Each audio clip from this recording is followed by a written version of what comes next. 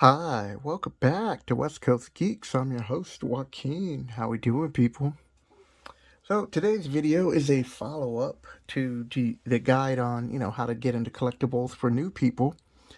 So you want to get into comic books and you don't know where to start. Well, the first thing is you're probably drawn to comic books because of nowadays it'd be movies, but beforehand it would be based on somebody just showing you some comic books and be like, oh, this is a cool story.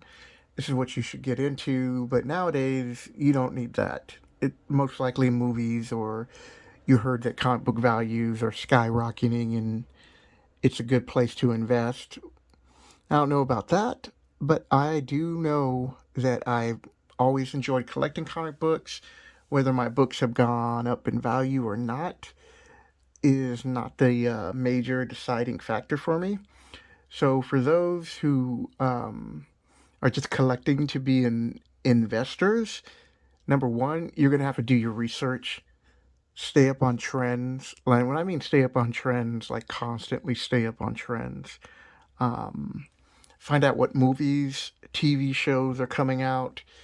Uh, do your own research on how popular these characters really are, because the majority of the people who buy comic books are not investors. They're comic book collectors. And it's not until recently, and when I mean recently, the past 20 years, that they're looking at it like a serious, like, oh, I can flip this, I can grab this, I can make some money, that type of thing. But I'm not trying to make a video like that. I'm trying to make a video, I'm not trying. I'm making a video that's for new collectors out there or for people like myself who, get back into the hobby, take a break, come back, and to help you get a book that's, high value. So this is probably my most expensive book that has the most growth to it.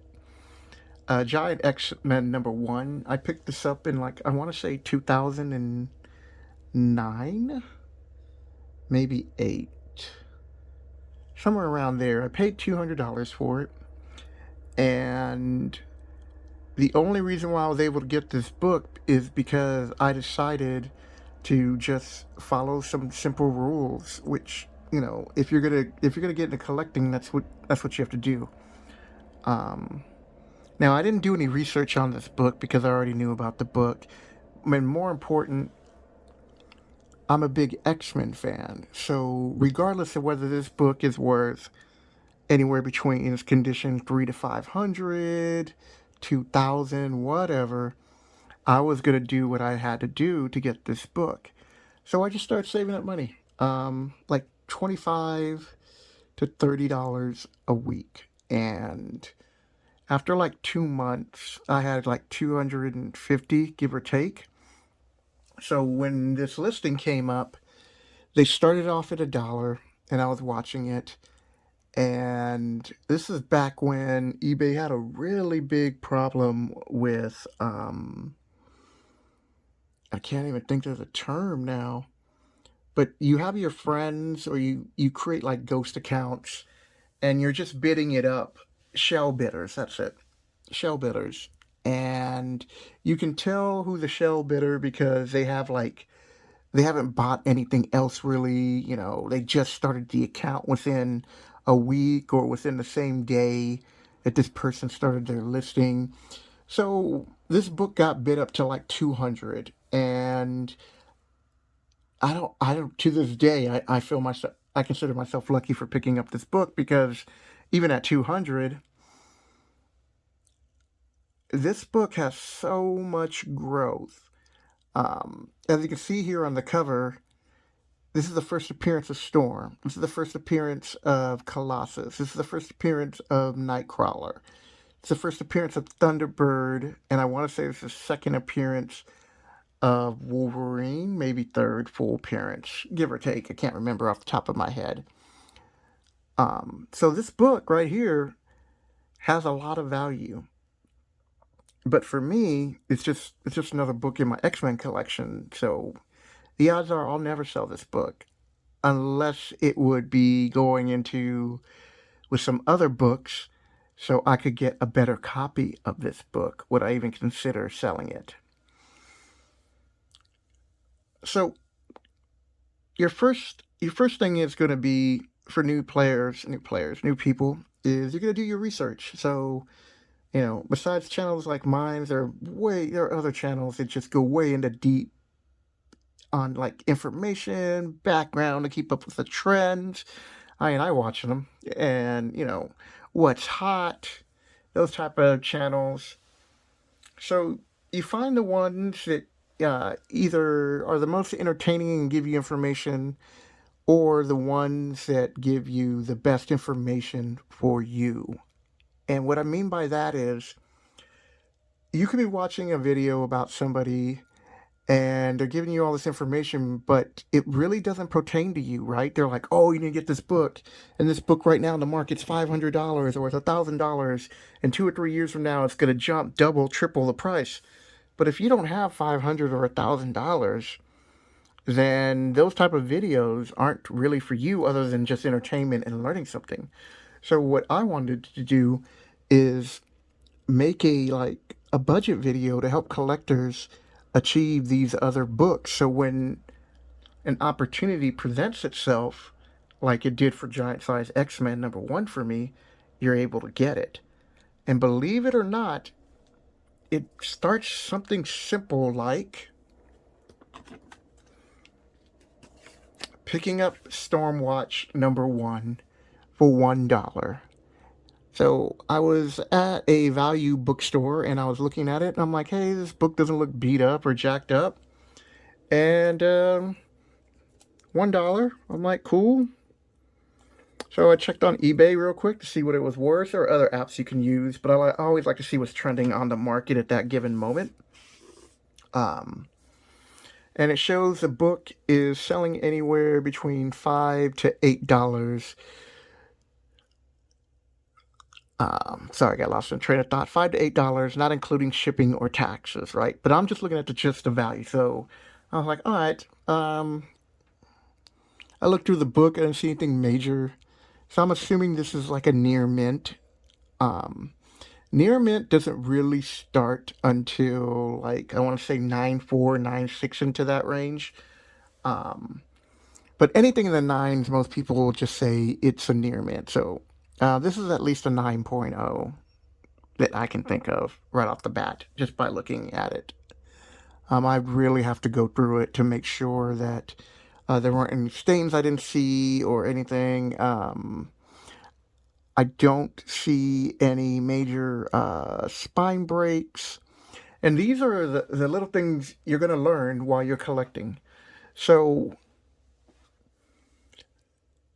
if you're just going to be an investor, then most of like this advice that I'm giving, you're just going to just go, okay, great. All I got to do is stick to a budget, watch these certain channels, stay on top of the market, follow trends. Got you, Joaquin. Thanks. And I'm going to move on. But if you enjoy reading comic books, then it's going to be like you're going to start collecting a lot of books. And whether those books are going to hold value, the majority is no, not for 20 to 30 years are these books are going to hold some major value. And even then, they may just stay at where this is.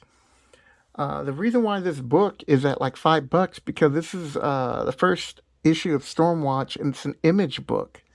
So I don't really want to get into the image history when they first hit, but it was pretty big. Now, there's a couple of videos out there that cover that.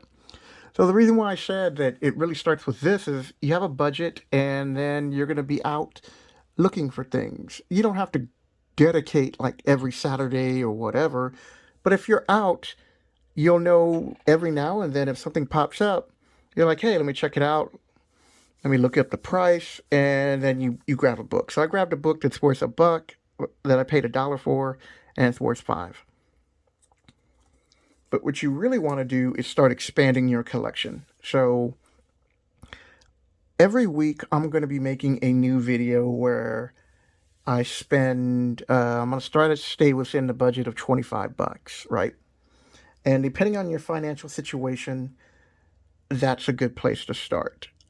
If you can afford 50, 50, 100 if you're a baller. But either way, you want to start building up a collection. So this is what I purchased. I purchased a Mighty Thor 100 and issue 144. Nothing that significant about this book, but I was looking up this book before I bought it. I even had them open it for me. Looked it up on eBay. One copy that was jacked up was selling for like $12. And when I mean jacked up, I mean like it had a lot more rips down the cover down here. And even though there's the small chunk little take, I wouldn't even say a chunk, it's a little bit taken off. There's no major tears in the spine. The color is off on these, and that's the other thing you're going to be learning. You're going to be learning, you know what, I'm just going to open up this book. So this is to help new people who are collecting. Usually, sorry about that. First thing I do is I take the tape off and I just put it on the back. That way when I'm opening it, it doesn't get caught. But when you're collecting comic books that you're not just reading, the first thing you're going to be doing is you're going to look at the overall appearance. Is there writing? Is there tape? You're going to look at I want to support the book. You're going to be looking at the condition of the spine, the color, right? Now, if you look at the back here, this book is old, but the person still did a pretty good job of taking care of it, right? So a lot of these marks here you can get cleaned, and it'll take off some of them. Now, here's where we get into where you're really going to start exploring the book. So before I bought this book, I just wanted to know what I was getting myself into. So $14 for this book's condition, I figured this was a good deal. Like I said, the other book was a lot more beat up. And the pages are, they're not white. These are all brown, right? And that will affect the book. But, overall, I don't see any major damage on here. There's a lot of browning on the edge. And these are little things you're going to look for.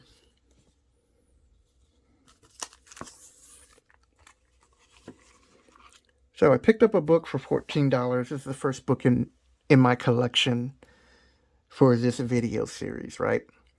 Then I bought a pop to go with it because why not? And I like Thor. I think Thor's a cool character.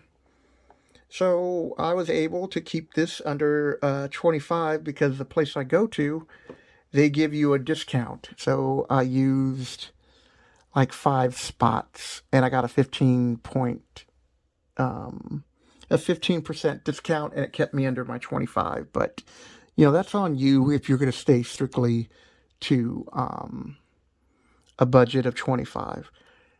Then what you're going to do is just start every week. Just pick a book that's between $15 and $20.